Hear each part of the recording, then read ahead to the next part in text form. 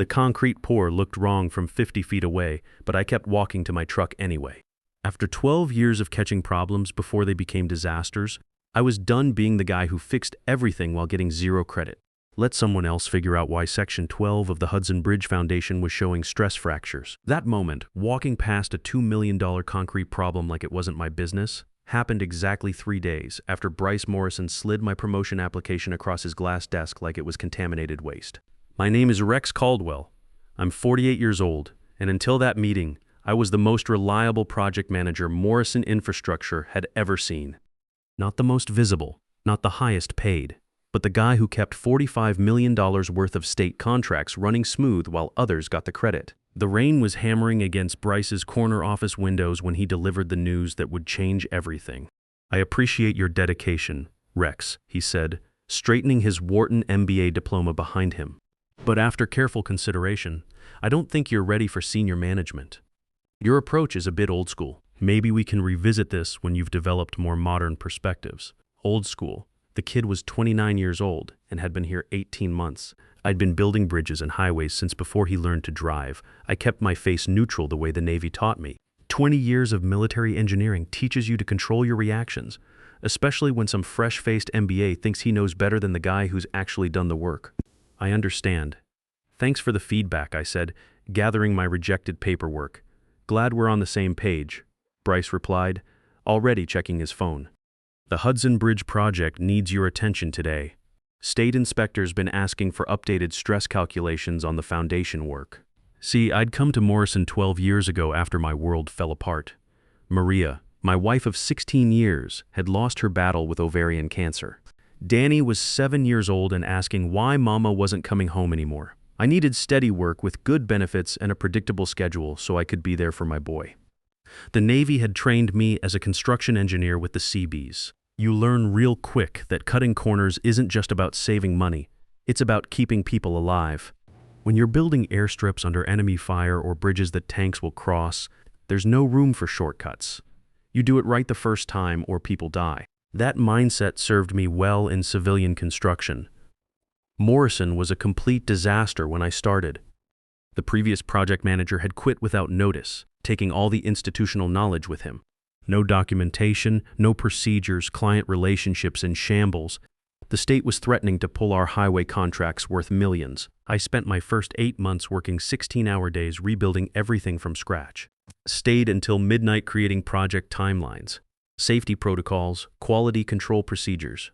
Built detailed manuals for every process, organized the way we did it in the Navy, where lives depended on following the book exactly. The Hudson Bridge project was our bread and butter. A $45 million reconstruction of a critical interstate overpass that carried 80,000 vehicles daily. I'd managed that relationship from day one, learning every specification by heart, meeting impossible deadlines, even driving to the state capitol on my own time when their engineers had questions. State Engineer Carl Hudson specifically requested me for technical meetings because, in his words, Caldwell understands infrastructure, not just theory. Carl was old school too. A guy who'd worked his way up from surveyor to chief engineer over 25 years. He respected experience over education. Bryce's father, CEO George Morrison, barely knew these projects existed. Why would he when everything ran perfectly under my watch? Bryce had attended maybe 4 meetings with Hudson's team, mostly to smile for photos and take credit during quarterly board presentations. Every morning I arrived at the site office at 6, an hour, before my official start time to walk the construction zones and catch problems before they became disasters. A concrete pour looking off color, rebar spacing that didn't match specifications, grade measurements showing unexpected settlement. Catch these early and you prevent shutdowns that cost thousands per hour. Miss them and you're explaining to angry state inspectors why traffic is backed up for miles. Every evening I sent detailed reports to Bryce about project status, potential issues on the horizon, solutions already implemented. In between, I put out fires that could have shut down entire construction operations.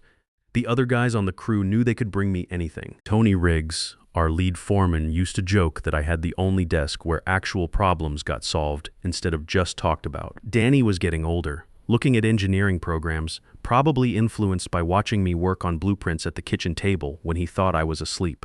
The boy was smart, on a roll, varsity track. The kind of kid who made you proud just by existing. But college was expensive, and my current salary as project manager wasn't going to cut it. The promotion to senior project manager would have meant a $35,000 bump, plus better benefits, enough to handle Danny's tuition without him drowning in student loans. That promotion was supposed to be our future. His future. The morning after Bryce's rejection, I sat in my truck in the Morrison parking lot, staring at the building where I'd given 12 years of my life. The rain had stopped, but gray clouds still hung overhead like a warning. That's when I made the decision that would change everything. I was done being invisible. I showed up the next morning at exactly 7 a.m., not 600, not 6:30, exactly 7 a.m. For the first time in 12 years, I walked straight to my desk without doing the site walk. No checking concrete tests, no reviewing overnight inspection reports, no early problem solving that kept everything running smooth. I answered emails directly addressed to me and ignored the rest. When the concrete crew on the East Foundation started having consistency issues that I'd normally catch and fix immediately, I didn't grab my gear and head out. Instead, I filled out a quality control report and sent it to the proper department. The Navy taught me about chain of command, about following procedures exactly as written. Time to apply those lessons. By 9:30, the first confused colleague showed up at my desk. "Hey Rex, the concrete pour on Section 12 looks off," said Tony Riggs, our lead foreman. Tony had worked construction for 15 years, started as a laborer and worked his way up to crew chief. Good man, reliable, the kind of guy who'd cover for you when family emergencies came up. "You want to take a look?" "Already filed a QC report with materials testing," I replied, not looking up from my computer where I was updating safety compliance forms. My assigned responsibility. He waited for more, shifting his hard hat between his hands. Tony knew that foundation work like I did. We'd solved similar problems together on 3 previous projects. When nothing more came, his confusion was obvious. "But you always handle the concrete issues personally? You've got the most experience with these state specifications." "I've been advised to focus more on my assigned responsibilities," I said, looking up with a small smile. "Just following proper procedures now." Tony's eyebrows shot up. In 12 years, he'd never heard me talk like that. "Everything okay, Rex? Everything's fine. Just sticking to company policy." He walked away shaking his head, but I could see him glancing back with a puzzled expression. The QC report sat in the system all morning. Materials testing finally showed up around 1:30 p.m., took one look at the pour, and came straight to my desk. "Rex, this concrete's got consistency problems across 3 sections. The aggregate ratios are completely off spec. Can you walk me through the fix?" "I'd be happy to help," I said, "but I have the monthly safety compliance review due to the state by end of business. Maybe check the technical manual?" His face went pale. "What manual?" I pulled up the shared drive on my screen. Equipment documentation, concrete procedures, subsection foundation specifications. It's the 60-page guide I wrote after the Route 9 project last year. He stared at my screen like I was showing him ancient hieroglyphics. Materials testing was good at lab work, but field problem solving wasn't their strong suit. Most of these guys had never actually managed a major pour from start to finish. "Can't you just walk me through it real quick? 5 minutes?" "I understand the urgency," I replied, checking my watch, "but I can't miss the state deadline. The manual has step-by-step photos and troubleshooting guides. Everything you need is documented." The concrete problems stayed unresolved all afternoon. By 5 p.m., I packed up my things and left. No overtime, no staying late to prevent tomorrow's disasters. First time in years I'd left the office without knowing every project was buttoned up tight. On my drive home, I called my brother Pete to cancel the fishing trip we'd planned for the weekend. "Something wrong?" he asked. "You've been looking forward to getting out on the lake for weeks. Just might need the time for something else," I said. "Work situation's changing." That evening, Danny was at the kitchen table working on scholarship applications when I walked in at 5:45, earliest I'd been home on a weekday in years. "Dad?" He looked up from his laptop, genuine surprise on his face. "Everything okay at work?" I paused, considering how to explain corporate politics to a 19-year-old who was already stressed about college costs and whether his track times were good enough for state scholarships. "Just decided my time was more valuable than I'd been treating it, son." Danny grinned, the first real smile I'd seen from him in weeks. Between track practice, senior year pressure, and watching his old man work himself to death, The kid had been carrying too much weight on his shoulders. Does this mean you might make it to my meet Friday? Wouldn't miss it, I promised. What events are you running? 200-meter hurdles and the 4x400 relay. Coach thinks I might have a shot at breaking the school record in hurdles. We talked track for 30 minutes. Longest conversation we'd had in months that wasn't about homework or college applications. When my work phone started buzzing around 7 p.m., I turned it off and kept listening to Danny explain his strategy for shaving seconds off his personal best. Mom would have been proud, Danny said quietly, gathering his homework. You being here. I mean, she always said the best gift you could give your family was your attention, not your paycheck. Took me 12 years to remember that lesson. The phone buzzed 23 times before I silenced it completely. Whatever crisis was happening at Morrison could wait until tomorrow. By the next morning, the cracks were showing. I arrived at precisely 700 Gen and found the office in controlled chaos. 5 people were clustered around computers, and I could see Bryce through his office window, gesturing frantically on what appeared to be a heated conference call with someone who was clearly not happy. The state engineering team had found serious problems with yesterday's concrete work. Inconsistencies that required understanding not just what to fix, but why the original specifications worked the way they did. Bryce had tried to lead the response meeting at 6 a.m. but quickly found himself drowning without my usual prep work and technical briefings. I settled at my desk and methodically organized my tasks for the day. First priority, finish the state compliance report that was overdue. Second, review the Hudson technical specifications that 3 different people had called about. Everything else could wait its turn. Rex, where the hell have you been? Tony appeared beside my desk with wild eyes and concrete dust covering his coveralls. Everything's falling apart out there. I left at 500, I replied calmly, pulling up the compliance database. My contract specifies standard business hours as 70:00 Tony stared at me like I'd started speaking a foreign language. But the Hudson crisis, their whole foundation's compromised. The state inspectors threatening to shut down the whole project. Bryce has been trying to reach you since yesterday afternoon. What specifically failed? I asked, genuinely curious but not moving from my desk. Something about load distribution and settlement patterns. The concrete's cracking in ways nobody's seen before. Nobody can make sense of your documentation without you explaining it. I nodded thoughtfully. That's Chapter 9 in the technical manual, Differential Settlement Analysis. It requires understanding the soil composition studies I did during the initial survey phase. Right. Exactly. Tony almost shouted. So you'll handle it. Before I could respond, Bryce's assistant appeared at my desk, looking like she'd been running. Rex, emergency meeting in conference room B right now. I gathered a notebook and pen, walking unhurriedly to the conference room where Bryce sat with his father George Morrison and state engineer Carl Hudson on a large video screen. Their faces looked like they'd aged 5 years overnight. Carl Hudson was a man I'd worked with for 8 years, starting when he was assistant state engineer responsible for smaller bridge projects. We'd developed mutual respect over dozens of successful projects. He understood that I spoke his language, precision engineering applied to public safety. Seeing his stern expression on the monitor told me everything about how serious this situation had become. Rex, George Morrison said, relief flooding his voice. Thank God you're here. We need your help with this Hudson situation immediately. I sat down and placed my notebook on the table, pen ready. Of course, sir. How can I assist? Carl Hudson leaned forward on the screen, his voice tight with controlled frustration. Caldwell, we've got foundation settlement issues across 3 bridge sections. My structural engineers are telling me it's a fundamental design flaw. But Bryce here insists your documentation shows everything should work perfectly. The documentation is comprehensive, I replied. What specific settlement pattern are you seeing? Differential movement in the East Pier. The load calculations don't match the actual soil conditions we're encountering.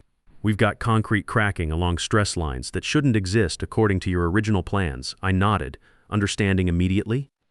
That's a calibration issue with the bearing capacity analysis. The foundation has multiple support systems, but they need adjustment for the actual subsurface conditions we discovered during excavation. It's detailed in Section 9.2 of the Technical Manual, cross-referenced with the Geological Survey Addendum. Bryce's jaw was clenched with barely controlled fury. He'd spent the last 18 hours trying to explain technical concepts he'd never bothered to learn, looking incompetent in front of both his father and the state's chief engineer. Let's cut to the chase, Bryce said, his voice tight.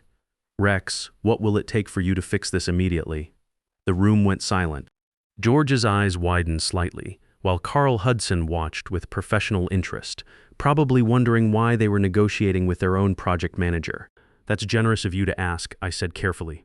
But I should mention I've been contacted by Baxter Engineering's infrastructure division. They've offered me a senior project manager position with a substantial salary increase. Apparently, they believe my experience qualifies me for leadership responsibilities. You could have heard a pin drop. B. Bryce's face went pale while George leaned forward sharply. You're leaving? George asked when. I haven't accepted their offer yet, I replied. I was taking time to consider my options. Carl Hudson's voice came through the speakers with military directness. Caldwell, you're the only contractor who's ever understood our specifications from day one. Your technical knowledge saved us millions on the Route 9 reconstruction. If Morrison can't keep their best people, we'll need to seriously reconsider our partnership arrangements. That was the nuclear option. The Hudson contract wasn't just $45 million. It was the foundation that allowed Morrison to bid on other state infrastructure projects. Lose Hudson's confidence, and the company would lose access to half its revenue stream, contracts worth over $200 million annually. George Morrison looked like someone had told him his building was on fire. Rex, name your price. Whatever Baxter's offering, we'll beat it. It's not just about compensation, I said, choosing my words carefully. It's about recognition, respect, and the authority to implement proper systems instead of just maintaining broken ones while others take credit. Bryce found his voice, desperation creeping in. The Riverside Highway Project specifically asked for you by name last month. The State Transportation Department won't work with anyone else on complex foundation issues. You can't possibly leave now. Interesting, I said. So have 6 other state projects in the past year. I've been building these relationships and solving these problems while being told I'm not qualified for senior management. I reached into my folder and placed a resignation letter on the table. Here's my 2 weeks' notice.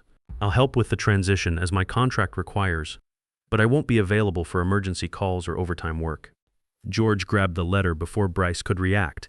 He opened it, scanned the contents quickly, then closed it with a decisive snap. This won't be necessary, he said firmly, meeting my eyes across the table. Rex, I'd like to speak with you privately after this call. Carl, we'll have a complete resolution for you within the hour. Carl Hudson nodded. I'll expect your call, George. And Caldwell, good to see someone finally recognizing your value properly. The video call ended, leaving an uncomfortable silence in the room. Bryce remained seated, staring at his hands, while his father and I stood to leave. For the first time since I'd known him, Bryce Morrison looked genuinely scared about his future at the company. Conference room A in 10 minutes, George said to me quietly. We need to discuss your future here.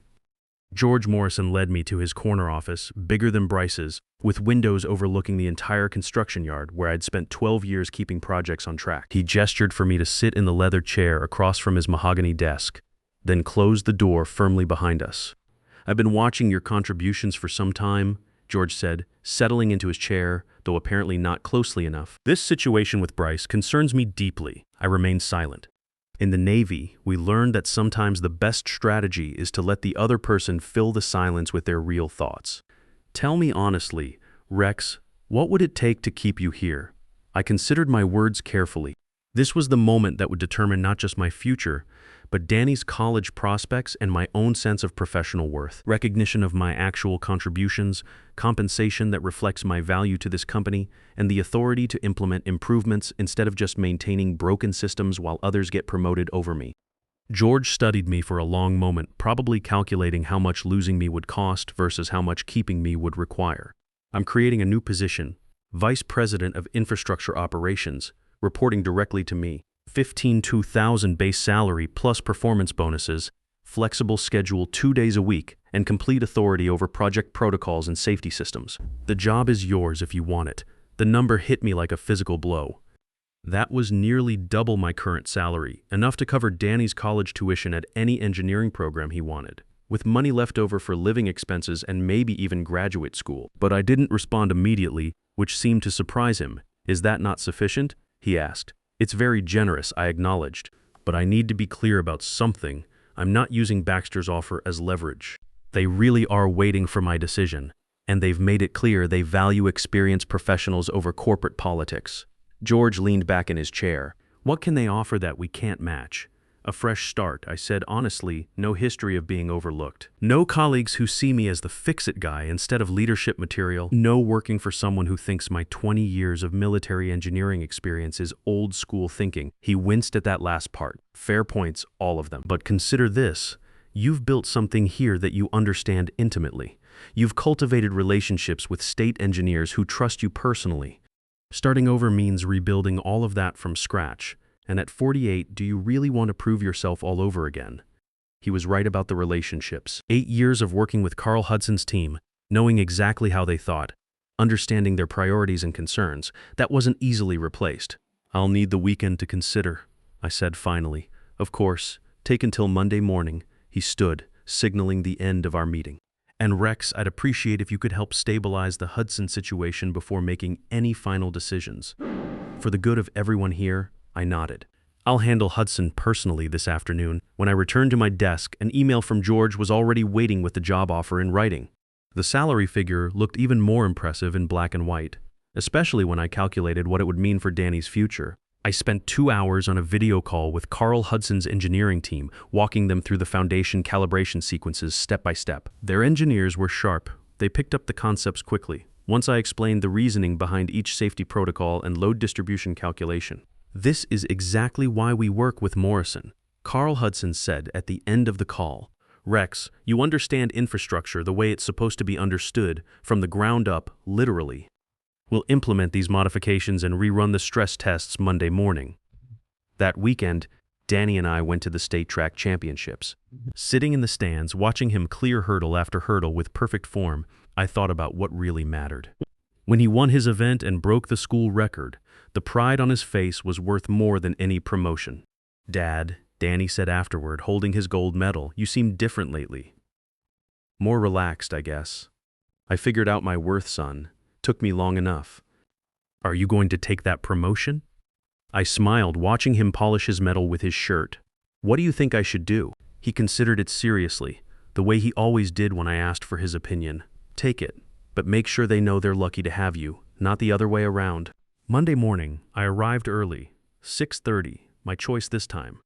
I went straight to George's office, finding him already at his desk with coffee and what looked like financial projections spread across his workspace. I accept your offer, I told him with one condition.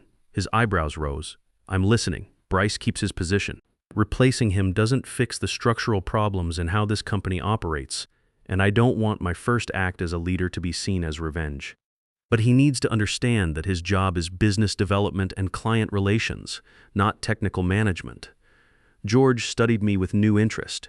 That's unexpected. And wise, I learned something in the Navy. I said, good leaders create systems that work regardless of personalities. Bad leaders just blame people when systems fail. 6 months later, the transformation was remarkable. My new team included a brilliant structural engineer who'd been wasted in materials testing and a veteran supervisor who understood project scheduling better than anyone. Together, we'd streamlined operations across all major projects, cutting overtime costs by 30% while improving safety ratings across the board. The Hudson Bridge project had become a showcase for state infrastructure work. Carl Hudson personally called George to commend our operational excellence, and we'd won contracts for 3 additional bridge projects based on our reputation for technical competence. Bryce and I developed a working relationship based on mutual respect. He handled client presentations and business development, while I managed technical operations and project execution. It turned out he was actually good at the business side once freed from trying to manage systems he'd never understood. 1 year later, I walked out of Morrison at exactly 5:10 p.m. on a Friday. My new routine.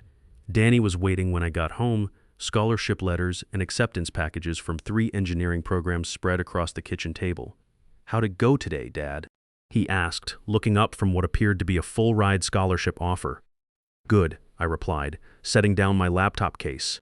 The apprenticeship program launches next month. 20 experienced construction workers will get clear paths to project management roles, full tuition support for engineering degrees. Danny smiled, understanding immediately, like you should have had years ago, exactly like that. I'd learned something important that year. Sometimes the most powerful response to being underestimated isn't proving people wrong through anger or revenge. It's creating a world where talent and experience can't be ignored anymore, where the next guy like me won't have to wait 12 years to be recognized for what he's worth. The concrete that had looked wrong from 50 feet away, we'd fixed it properly, documented the solution, and trained 3 other people to spot the same problem in the future. That's what real leadership looks like, making sure the knowledge doesn't walk out the door when you do. Sometimes the greatest victory isn't getting revenge on those who underestimated you. It's building a system where the next person won't have to prove their worth the hard way. Real power doesn't come from being indispensable. It comes from making your knowledge so well documented and your systems so strong that your legacy outlasts your presence.